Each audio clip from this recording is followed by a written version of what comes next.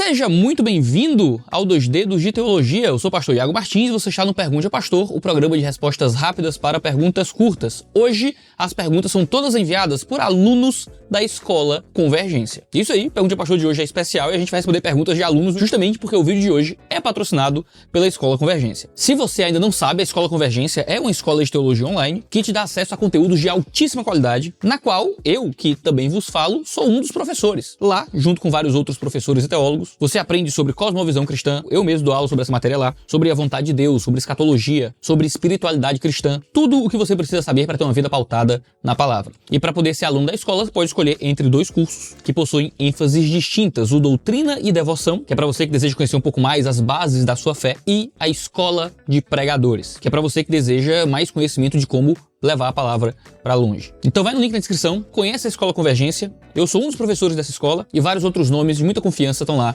para ensinar teologia para você. Dito isso, sem mais delongas, vamos para as perguntas dos nossos alunos. E eu vou começar juntando duas perguntas aqui, tá? Porque elas são um pouco parecidas. Uma é, por onde começar um EBD? Recomenda alguma literatura? Seguir os evangelhos? É a pergunta do Alisson. E a outra é, olá pastor, eu e mais alguns irmãos estamos estruturando um curso na nossa igreja local para contribuir no amadurecimento da fé dos nossos jovens. Quais assuntos sobre a fé, doutrina, etc. você considera fundamental para abordarmos inicialmente? Estamos um pouco perdidos porque tudo nos parece importante. Um abraço. Eu sei como é que é. Tudo parece importante mesmo. A Bíblia é o tipo de livro que se você for marcar as partes importantes, fica tudo marcado, né? Então às vezes não tem muito pra onde correr não. Mas vamos lá. Tanto para uma escola bíblica dominical, quanto para um curso maior, não é, para a comunidade, o que precisa ser respondido é, o que é que a sua igreja precisa nesse momento? O que é que a sua igreja está vivendo agora que faz com que ela precise de determinado tipo de ensino? Eu gosto muito de uma coisa que o Cacau Marx fala. O pastor Cacau, ele vai dizer que o pastor, ele é um teólogo público, mas ele é, antes de tudo, um teólogo privado. Ou seja, nós, antes de sermos pessoas que respondem às questões da cultura, nós somos pessoas que fazem teologia para responder às questões do nosso povo, da nossa igreja, da nossa própria comunidade. Assim, na sua igreja, você precisa identificar quais são as deficiências, quais são as necessidades, onde é que falta crescimento, para que você possa, então, responder a essas necessidades da própria comunidade. Se a sua igreja tem dificuldade em entender a fé, você pode ir para a doutrina da salvação. Se a igreja tem dificuldade no relacionamento com a Bíblia, você pode ir para a bibliologia para reforçar inerrância e infabilidade. Você também pode apresentar um panorama um pouco maior da Escritura, seja um panorama do Antigo ou do Novo Testamento, para ajudar as pessoas a entenderem melhor o texto, se elas não tiverem um bom relacionamento com ele. Dá pra fazer panorama dos evangelhos, panorama do Pentateuco, o que é que seja. Dá para ir para a área da teologia sistemática também. A sistemática ensina como a igreja deve pensar sobre uma área pontual. Claro que nessas áreas há intersecções, como por exemplo a antropologia bíblica, a doutrina de como o ser humano foi criado, as implicações disso, a armatiologia, né, que é a doutrina do pecado, que consequentemente pede soteriologia, né, a doutrina da salvação. Assim, é como se a teologia sistemática fosse um conjunto de gavetas que você vai extraindo pontos importantes da escritura. É uma forma de começar a apresentar certos pontos teológicos para a sua própria comunidade. Você pode apresentar alguns panoramas, né, como o próprio nome já diz. Os panoramas ensinam, né, uma visão mais abrangente de algumas coisas. Aí você pode ir para panorama dos evangelhos, de epístolas paulinas, epístolas gerais, Antigo, Novo Testamento, os profetas, livros de sabedoria, assim por diante. Os panoramas são muito bons, não é para trazer uma apresentação geral, para trazer uma ideia mais rápida do que a Bíblia fala como um todo, isso ajuda a sua comunidade. Ou você pode ir até para a área da teologia bíblica, um pouco mais diretamente, né, focando no livro ou no autor. E aí você desenvolve a teologia de Mateus, a teologia de Marcos. Você pode fazer uma teologia bíblica voltada para uma temática, a teologia dos reinos. Você pode olhar para escatologia, a comissão. E é assim, tem muitos caminhos possíveis, tá? A melhor escolha que você pode tomar é qual é a principal necessidade do meu povo nesse momento. É por isso que é importante voltar para a primeira pergunta. O que é que a sua igreja precisa? Sua igreja precisa agora de, sei lá, história dos puritanos? Isso vai ser útil porque a igreja precisa de pouco mais de modelos de pessoas para serem seguidas, o que é que seja? Beleza, você tem uma coisa útil aí. Mas será que um pouco de história da igreja é importante para sua comunidade agora? Ou eles precisam de temas um pouco mais básicos? Ou estão precisando de algumas ajudas para temáticas mais complexas? Tem muitos universitários na igreja, esses universitários precisam ouvir um pouco mais de alguns temas um pouco mais difíceis para responder a questões da cultura. Tem muitos assuntos aí que vocês podem tratar que são importantes. Uma coisa que algumas igrejas fazem é criar EBD por módulos. E aí você tem salas, né, como se fosse uma faculdade, e as pessoas se inscrevem para temas diferentes, e aí as pessoas vão se inscrevendo naquilo que elas mais têm vontade e vão passando por todos os módulos também. Isso é uma forma interessante de trabalhar, porque você dá mais opções para sua comunidade. Então você imagina, por exemplo, uma sala de teologia bíblica, uma sala sistemática, uma sala de, sei lá, missões, uma sala de teologia mais prática, devocional, uma sala um pouco mais acadêmica, e as pessoas vão se inscrevendo, vão passando de uma sala para outra. Tem muitos caminhos possíveis aí para poder servir sua própria comunidade. Você pode usar a própria igreja igreja como um instrumento para saber mais disso. Então você pode mandar um formulário para a igreja, você manda um Google Forms ali no WhatsApp da igreja, pedindo dicas de temáticas e coisas assim do que o pessoal queria aprender. Os pastores da igreja certamente vão ter um pouco mais de sensibilidade para certas necessidades do seu povo, porque eles vão saber o que é que o povo está vivendo, o que é que eles precisam naquele momento também. Então, estar vivendo a vida da comunidade ou se colocar à disposição para ouvir a comunidade são formas de tentar entender qual é o melhor recurso para aquele momento que você pode utilizar na escola bíblica dominical ou o que é que seja. Ou seja, não existe fórmula mágica. Eu não sei por onde começar na sua realidade, mas existem caminhos para você descobrir como melhor servir a sua própria comunidade quando você para ouvi-la. Agora, a Escola Convergência tem um curso específico, tá? Para as pessoas que exercem esse papel de ensino, que é justamente a escola de pregadores. Lá você aprende a como instruir melhor as pessoas no caminho da palavra. Então, se você desempenha essa função, aproveita lá. Vai lá na Escola de Pregadores da Convergência. Segunda pergunta do Alisson. Recomenda alguma bibliografia sobre pequenos grupos, células? Rapaz, tem algumas possíveis aí, tá? A Treliça e a Videira, do Colin Marshall com Todd Payne. Esse também tem um segundo livro chamado Projeto Videira. Excelente, vai nesses livros aí. Você pode ir no Conduzindo Pequenos Grupos, do Colin Marshall. E aí adicionaria, já que a gente tá falando de pequeno grupo, a gente tá falando de discipulado. O Curso do Discipulado, Jonas Madureira. Discipulado para a Glória de Deus, Kevin Van Hooser. Vou fazer um merchan próprio de dizer o Faça Discípulos ou Morra Tentando, que é meu, falo de discipulado também. E tem o Discipulado Centrado no Evangelho, foi publicado no Brasil pela Tempo de Colheita, não sei se ainda tá sendo vendido por aí, mas se você encontrar, não sei, qualquer coisa, material muito bom. Aí algumas dicas para você sobre pequeno grupo. Eu entendo que o pequeno grupo é um meio de discipulado, tá? Então esses livros podem te ajudar a como conduzir melhor um pequeno grupo. Mesmo que algum desses livros aí não falem diretamente sobre o pequeno grupo, eles falam dessa realidade do discipulado, que é a realidade que para mim está por trás do que significa o pequeno grupo. E assim, entendendo mais sobre o discipulado, você vai estar mais capacitado para como escolher conduzir os pequenos grupos e como conduzir os estudos da melhor forma. Pergunta do Rafael Macedo. Pastor Iago, tenho dúvida sobre a realidade do Lago de Fogo. Será uma aniquilação ou um sofrimento eterno? Primeiro, a gente tem um vídeo inteiro sobre o inferno aqui. Se você quiser saber mais sobre o que a gente pensa sobre o inferno, vai lá no nosso material sobre isso. Mas a gente tem alguns textos importantes para serem lidos para entender sobre o inferno. Se sua mão o fizer tropeçar, corte-a. É melhor entrar na vida mutilado do que tendo as duas mãos e ir para o inferno, onde o fogo nunca se apaga, onde o seu verme não morre, e o fogo não se apaga. E se o seu pé o fizer tropeçar, corte-o. É melhor entrar na vida aleijado do que tendo os dois pés se lançado no inferno, onde o seu verme não morre e o fogo não se apaga. E se o seu olho fizer tropeçar, arranque-o. É melhor entrar no reino de Deus com um só olho do que tendo os dois olhos se lançado no inferno, onde o seu verme não morre e o fogo não se apaga. A gente lê também que o inferno vai ser lançado no lago de fogo, Apocalipse 20. O mar entregou os mortos que nele havia, e a morte e o Hades entregaram os mortos que nele havia, e cada um foi julgado de acordo com o que tinha feito. Então a morte e o Hades foram lançados no lago de fogo. O lago de fogo é a segunda morte. Se o nome de alguém não foi encontrado no livro da vida, este foi lançado no lago de fogo. Eu acho que esses dois textos são textos importantes. Claro que esses textos precisam de um trato exegético um pouco mais detalhado aqui, até porque o pessoal que não crê em inferno vai tentar contra-argumentar contra esse texto aqui. Mas não há em nenhuma dessas duas passagens nenhuma existência sobre um sofrimento que é temporário, ou um sofrimento que vai ter uma aniquilação posterior. Muito menos que haverá algum tipo de aniquilação depois da nossa morte. O texto está fazendo declarações diretas aqui sobre a eternidade do sofrimento. Isso é uma influência muito clara da ideia de que o verme não morre. A relação aqui é muito triste. Se nem o verme que come a carne humana morre, quanto mais o ser humano que está ali. Não é? É uma metáfora muito clara para dizer que aqueles que estão nesse momento de sofrimento sofrerão eternamente. A gente entende que essas passagens não estão falando apenas da intensidade do sofrimento, mas da ideia de que esse sofrimento é intenso e eterno. O verme não morre nesse inferno. E esse inferno é lançado nesse lago de fogo, mostrando a eternidade desse sofrimento eterno. Então não haverá aniquilação, o que haverá é um sofrimento eterno. Iago, mas isso não é injusto? Iago, mas isso não é demais? Esse geralmente é o argumento que é usado contra a ideia de um inferno eterno, né? Isso não é exagerado? Não, porque esse é o julgamento justo a alguém que peca contra um Deus infinito. Uma vez que Deus é infinito, uma vez que Deus é eterno, uma vez que Deus é o ser mais justo que existe, qualquer pecado cometido contra ele precisa de uma punição que seja equivalente. E a punição justa contra um pecado ao Deus eterno é justamente o sofrimento eterno. A gente explica isso melhor também no nosso vídeo sobre o inferno, você pode dar uma olhada lá. Pergunta de Rebeca Isidoro: como se aprofundar no estudo teológico aprendendo com humildade, mas ao mesmo tempo sendo crítica e criteriosa no que lê e ouve? Rebeca, a tentação da soberba ou do orgulho é uma realidade bem presente na vida daqueles que procuram se aperfeiçoar ou estudar mais, independentemente da área. Qualquer pessoa que se sinta acima da média, né, sobre qualquer outra coisa, são pessoas que vão ter esse tipo de tentação.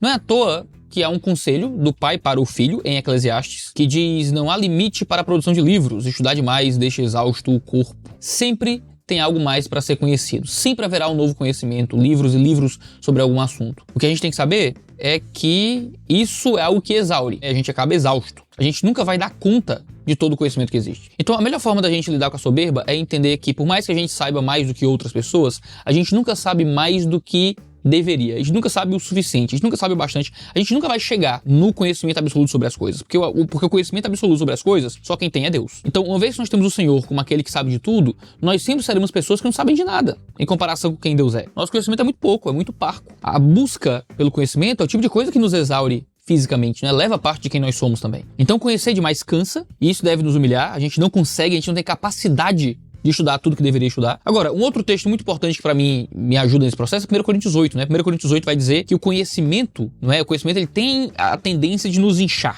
mas é o amor que faz com que a gente olhe pros outros com graça e com misericórdia, mesmo quando eles sabem menos do que a gente. 1 Coríntios 8 é um grande texto sobre ter misericórdia, paciência e amor por pessoas que nem sempre sabem tudo que a gente sabe. Então é muito fundamental que a nossa busca por conhecimento seja pautada no amor de Deus. Ser pautado no amor de Deus e pautado no amor aos outros faz com que a gente ame as pessoas que nem sempre sabem exatamente tudo aquilo que a gente sabe. Isso é o básico da misericórdia, do amor, da vida cristã, porque o conhecimento para o cristão é um instrumento para o serviço, não um instrumento para a autoexaltação, não para a soberba, não para se sentir melhor e superior, mas para se sentir como os outros, para poder servir os outros. Nós não buscamos conhecimento para sermos melhores, buscamos conhecimento para poder amar, para poder ajudar, para poder servir. Essa é a razão da nossa busca por tudo isso. Se a gente está buscando conhecimento simplesmente para se achar superior aos outros, se eu estou me aprofundando na doutrina, mas abandonando a devoção, olha, ó, a doutrina do pessoal da Convergência, eu não vou encontrar um caminho de conhecimento que é amor. Quando o conhecimento está lá para servir em amor, esse é um conhecimento que não vai me colocar acima de outras pessoas. Agora, tem alguns outros macetes, né? Um deles é evitar comparações demais. Assim como na parábola dos talentos, há pessoas que são mais inteligentes que outras, ou que terão mais facilidade do que outras com algumas coisas.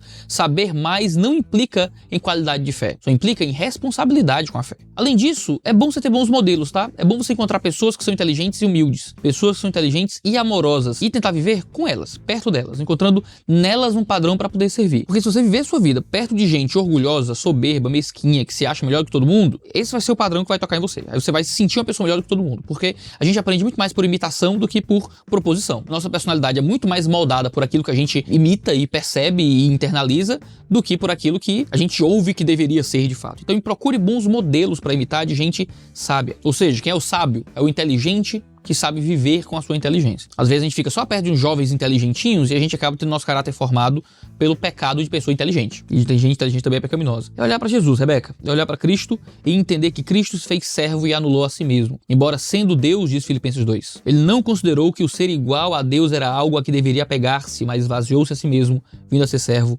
tornando-se semelhante aos homens. Essa é a postura de Jesus. Quando nós olhamos para Cristo e oramos para sermos semelhantes a Ele, nós passamos a usar o conhecimento que Ele nos dá para servir não a nós mesmos e no fim das contas, nem só aos outros, mas também para servir a Deus, para servir a Cristo e viver para a sua glória. Temer a Deus é o caminho da sabedoria. Provérbios 1:2 vai dizer isso, né? Os provérbios ajudarão a experimentar a sabedoria e a disciplina, a compreender as palavras que dão entendimento. Aí o livro de Provérbios vai dizer várias vezes que o temor do Senhor é o princípio da sabedoria. Se você tem uma sabedoria que provém do temor a Deus, você vai ter a sabedoria que é bíblica, que é a sabedoria que é o conhecimento que também manifesta amor. Mas se o teu conhecimento não é sabedoria bíblica, se o teu conhecimento não é baseado no temor de Deus, então vai ser um conhecimento que muitas vezes vai te apontar para longe do Senhor. Então arrependimento é fundamental. Arrependimento é fundamental quando o nosso coração se ensoberbece por meio dos nossos conhecimentos. Até porque, se a gente se acha demais por conhecer muito hoje, cara, sempre tem gente que conhece mais do que a gente. Sempre tem quem sabe mais. Então, a gente às vezes passa muito tempo olhando para quem sabe menos e se sentindo superior. Se a gente olhar para quem sabe mais, aí acabou. Você vai ser colocado no seu próprio lugar. Então se arrependa baseado no caráter de Cristo, no caráter de Deus, naquilo que o Senhor espera de nós. Pergunta de Henry: o que é gula na perspectiva bíblica? Pergunta interessante. As palavras gregas usadas para descrever glutonaria são as palavras akrasia, em Mateus 23, e kumoi, em Romanos 13 e em Gálatas 5. Essa última também pode ser traduzida como orgias, tá? No Antigo Testamento, a gente tem a gula como algo feito em descontrole, o que é algo tolo, porque envergonha o pai. É importante perceber que kumoi é usado como pecado associado à bebedice, que leva à libertinagem. Ou seja, a gente pode concluir que a gula é o consumo descontrolado, frequentemente associado à comida. Por estar em associação à bebedice, a gula também está atrelada à falta de domínio próprio. Já a palavra akrasia também pode ser entendida como cobiça, ou intemperança, ou iniquidade, algo que revela um tipo de desejo descontrolado. Ou seja, a gula nos mostra algo descontrolado, uma compulsão desenfreada em busca de uma satisfação pessoal. Não é simplesmente comer muito, porque algumas pessoas precisam comer mais do que outras por causa do metabolismo acelerado, ou porque tem mais fome, porque são atletas, ou o que é que seja. A gula é essa compulsão, é um desejo do coração que se manifesta exteriormente. E por isso a pessoa pode até comer menos que outras pessoas, vai ser um glutão, enquanto aquele que come mais às vezes não é. Gula não é só sobre quantidade de comida, mas é o modo como nos relacionamos com a comida e o modo como amamos, desejamos e vivemos por meio da comida. Pergunta de Jéssica Maria. Ao ler Romanos 11, fiquei com uma dúvida. Os judeus foram cortados da videira? Vamos lá. O capítulo começa com Paulo dizendo o seguinte: digo, pois, porventura, rejeitou Deus o seu povo? De modo nenhum. Porque também eu sou israelita, da descendência de Abraão, da tribo de Benjamim. Deus não rejeitou o seu povo que antes conheceu. Ou seja, Deus não rejeitou os judeus. Os judeus não foram todos rejeitados porque os judeus ainda poderiam ser salvos. Então, havia um caminho de salvação para os judeus. Então, eles não foram rejeitados, porque Paulo foi salvo mesmo sendo judeu. E ele vai dizer: porque não quero, irmãos, que ignorei esse segredo, para que não presumais de vós mesmos. E o endurecimento veio em parte sobre Israel, até que a plenitude dos gentios haja entrado. E assim todo Israel será salvo, como está escrito: de Sião virá o libertador, e desviará de Jacó as impiedades. A gente entende que o corte de Israel na videira foi por causa da sua incredulidade, para que os gentios pudessem ser enxertados na videira. Não é que os judeus foram cortados e esquecidos, mas que no devido tempo, esse povo, que foi o povo eleito no Antigo Testamento, será reenxertado por meio de crer em Cristo Jesus. E isso será quando chegar a plenitude dos gentios, onde Deus reenxertará Israel por meio da conversão a Deus. Então, esse processo de corte e enxerto na videira faz parte do plano de Deus, tanto para judeus quanto para gentios. Ninguém é salvo hoje por ser judeu. Ninguém é salvo por causa do seu judaísmo. Todos são salvos, sejam judeus ou gentios, por crer em Cristo Jesus. Certo? Esse é o único caminho de salvação. Justamente porque a aliança foi feita com Israel como nação, agora é uma aliança muito superior que está sendo feita com a igreja como povo. E isso representa esse corte da videira. Justamente para que eles sejam reenxertados por meio de Cristo na videira, quando chegar essa plenitude dos gentios. Existem, inclusive, 2 matérias lá no curso Doutrina e Devoção que tratam sobre Deus e Israel, que é a doutrina Plano de Deus e a doutrina Teologia da Promessa. Então, se você quiser saber um pouquinho mais sobre isso, lá na Escola Convergência, você encontrar algo nesse sentido. Pergunta do João Marcos: a lei do Antigo Testamento deve ser dividida em civil, moral e cerimonial, onde só se aplicaria a nós o aspecto moral, ou há outra forma de lidar? João Marcos, pergunta polêmica, tá? Bem polêmica, eu tenho minha visão particular. Eu entendo que essa divisão é uma divisão meramente didática, mas que ela não pode ser usada como um tipo de base hermenêutica para interpretar a escritura. Porque dividir em 3 a lei mosaica é artificial. Por que eu não divido em 5 ou em 10? Por que eu tenho moral, civil e cerimonial? Por que eu não tenho dietética? Leis dietéticas são fundamentais. Por que eu não tenho leis agrárias? Existem leis familiares, tem uma série de leis no Antigo Testamento. Dividir em 3 e dizer que só a moral permanece, a lei moral é uma parte dessa lei, é uma leitura que se tornou muito popular no Brasil por meio de algumas pregações ligadas ao movimento mais presbiteriano, mas que eu absolutamente não sigo. Tá? Tanto que há leis que possuem características tanto civis quanto morais ao mesmo tempo, como a questão de construir parapeitos, né, que é a lei civil para que ninguém caia, que era o entendimento da valor da vida humana, que era uma lei moral. Tem lei moral por trás de toda a lei do Antigo Testamento. Existem leis que não eram nem civis, nem cerimoniais, não eram diferentes, aí você mete tudo em lei moral, e aí tudo aquilo que era lei moral fica lá. Eu acho isso muito artificial. Eu não consigo seguir essa percepção. Eu entendo a lei do Antigo Testamento como um todo. Ele é um todo que por trás de toda a lei há o princípio moral da parte de Deus. O que a gente tem que pensar é como é que essa lei do Antigo Testamento se manifesta hoje em um tipo de aplicação moral para os crentes da Nova Aliança. Porque mais que nós não estejamos mais debaixo da Antiga Aliança, nós ainda devemos andar na vontade de Deus. A lei era para os judeus, não é para a Nova Aliança, não é para gentios, mas a vontade de Deus ainda permanece a mesma e é cumprida através de Cristo dos mandamentos do amor a Deus e do amor ao próximo. E nisso a gente tem que aprender como aplicar a moral do Antigo Testamento para nós hoje sem aplicar a lei do Antigo Testamento. Nós não seguimos a lei do Antigo Testamento. Nada. Toda a lei do Antigo Testamento, como lei, era normativa para os judeus, mas é didática para os gentios. É o que Jesus faz no Sermão do Monte. É assim que ele lida com a lei do Antigo Testamento, encontrando o princípio moral por trás do Antigo Testamento. É assim que Paulo usa o Antigo Testamento, achando princípios morais por trás daquilo. Paulo pega a lei sobre boi e usa aquilo como uma lei que, na verdade, está falando sobre pastores, por exemplo. Porque Paulo encontra o princípio moral. Iago, até os 10 mandamentos? Até os 10 mandamentos. Nós não seguimos os 10 mandamentos como lei. Nós também olhamos para os 10 mandamentos e procuramos o princípio moral por trás. O melhor exemplo disso é a questão da guarda do sábado. Nós não guardamos o sábado porque sabemos que aquilo era um símbolo da aliança judaica, feita em Moisés. Nós não seguimos os 10 mandamentos como lei, assim como não seguimos nada no Antigo Testamento como lei. Claro, algumas leis, elas eram absolutamente transcendentais, elas eram absolutamente voltadas para o aspecto moral, então às vezes o princípio moral por trás da lei já é a própria lei, mas isso não acontece o tempo inteiro. Se você quiser saber melhor como eu penso essa relação entre o Antigo e o Novo Testamento, tem muito material aqui no canal sobre isso, mas eu acho que o vídeo de olho no texto, em que eu faço uma exegese de Mateus 5 e eu mostro a minha interpretação do que Jesus disse sobre não vir para negar a lei e os profetas, mas para cumprir e tudo mais, você pode ir nesse vídeo que vai te ajudar. Eu sigo basicamente a perspectiva do Michael Vaughn.